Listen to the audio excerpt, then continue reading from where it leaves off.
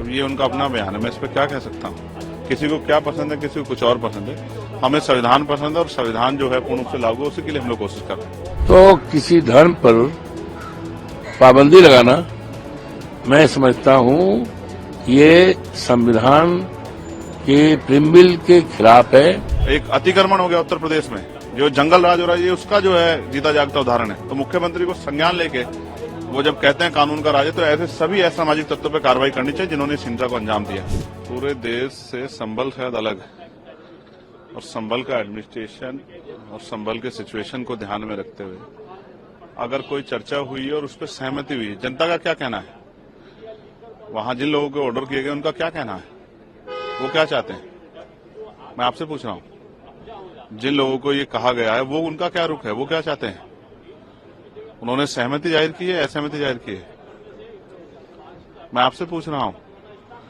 उन्होंने सहमति जाहिर की है, असहमति जाहिर की। एसडीएम का कहना है कि बातचीत हो गई है और हाँ, बातचीत होगी, अच्छी बात है।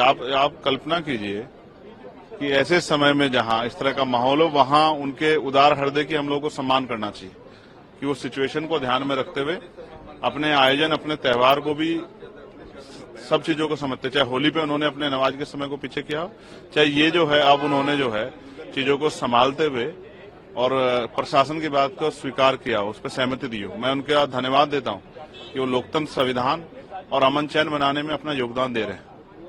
वहां के मुस्लिम भाइयों का बहुत बहुत धन्यवाद। अखिलेश यादव ने एक स्टेटमेंट में कहा, बयान में कहा कि बीजेपी को दुर्गंध पसंद है और हमें सुगंध पसंद है, इसलिए हम इत्र की वो करते हैं और ये लोग गौशाला बनाते हैं। तो ये उनका अपना बयान है, मैं इस पर क्या कह सकता हूँ। किसी को क्या पसंद है, किसी को कुछ और पसंद है।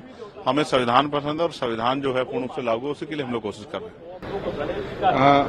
रामजी लाल सुमन पे जिस उनके घर पर अटैक हुआ, एक टिप्पणी के बाद, उसके बाद हालांकि ये उत्तर प्रदेश की कानून व्यवस्था का हाल है। आप देखिए, एक चुने हुए सांसद के घर पे इस तरह का हमला होता है, और ये तब है जब उत्तर प्रदेश के मुख्यमंत्री आगरा में थे। ये एक सुनियोजित हमला है जिसको संरक्षण दिया गया है कि वो जाके हमला करके एहसास कराएं कि कोई किसी भी तरह की जो अभिव्यक्ति की आजादी उसका प्रयोग ना कर पाए। और मुझे तकलीफ इस बात की है कि जिस दल से वो हैं, उस दल के बड़े नेताओं ने उनका संरक्षण नहीं किया। हालांकि कहकर छोड़ दिया कि भाई दलित समाज आते हैं इसलिए हमला है। कल अगर आप पिछड़े वर्ग का कोई आपका जो मेंबर्स है वो वैचारिक बात करेगा, तब भी आप ऐसे छोड़ देंगे। यही हमला क्या अगर समाजवादी पार्टी के वरिष्ठ नेताओं पे होता, उनके घरों पे होता, तो क्या पार्टी इस तरह छोड़ देती।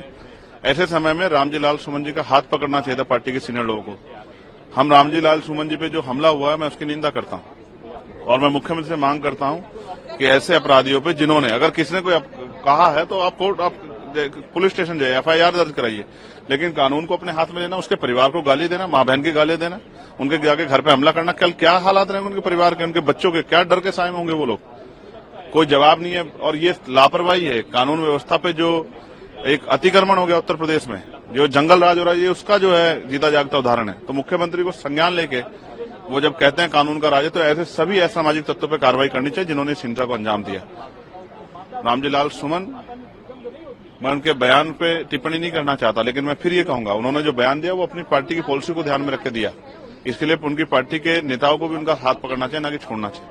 देखिए, ये अलविदा का नमाज है जिसमें इस देश में अमन चैन, भाईचारा और आपसदारी के लिए लोग नमाज पढ़ते हैं और दुआ मांगते हैं ऊपर वाले से, परमात्मा से, अल्लाह ताला से। और ये अलविदा की नमाज कोई नई शुरुआत नहीं है, कोई नई शुरुआत नहीं है। हमेशा ईद रहा है त्योहार, और अलविदा की नमाज होती रही है।